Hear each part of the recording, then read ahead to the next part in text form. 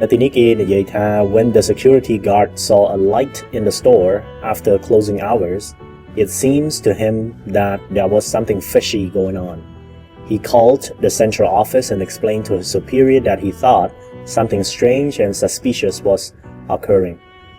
And ប៉ុណ្ណឹងទៅបងប្អូនអាចដឹងតើពាក្យ fishy នេះមានន័យថាម៉េច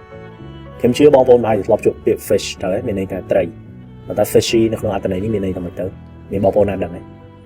ចឹងឥឡូវនេះយើងពិនិត្យមើលទាំងអស់គ្នាមើលតើយោងតាមអ្វីដែលយើងអាននេះប្រើបរិបទហ្នឹងតើយើងយល់ទេពាក្យ fishy ហ្នឹងមានន័យថាម៉េចទៅ When the security guard saw a light in the store after closing hours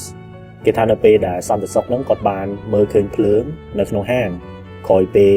ម៉ោងដែលហាងហ្នឹងបិទហើយចឹង closing hours មានន័យគេបិទក្រោយម៉ោង 5 អញ្ចឹងទៅឧទាហរណ៍ It seemed to him that there was something fishy going on វាសម្រាប់គាត់ហាក់បីដូចជាមានរឿងអីមិនប្រក្រតីខុសប្លែកកំពុងតែកើតឡើងហើយចឹងពេលដែលគេនិយាយថាអីមួយ fishy ឧទាហរណ៍យើងទៅកន្លែងណាមួយចឹងយើងមានអារម្មណ៍ថាវាដូចអត់តំណងវាដូចចម្លែកទេ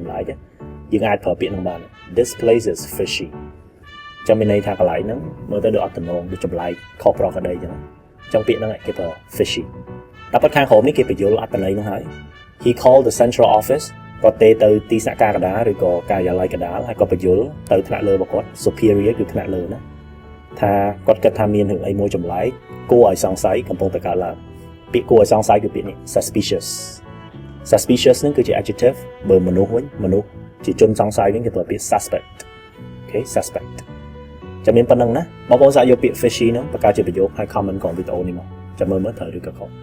បងប្អូនចាប់អារម្មណ៍ចង់រៀនភាសាអង់គ្លេសអាចតាក់ទងទៅសាលាភាសាអង់គ្លេស Edniche បានតាមរយៈលេខ Telegram ដែលខ្ញុំបានដាក់បង្ហាញនៅទីនេះ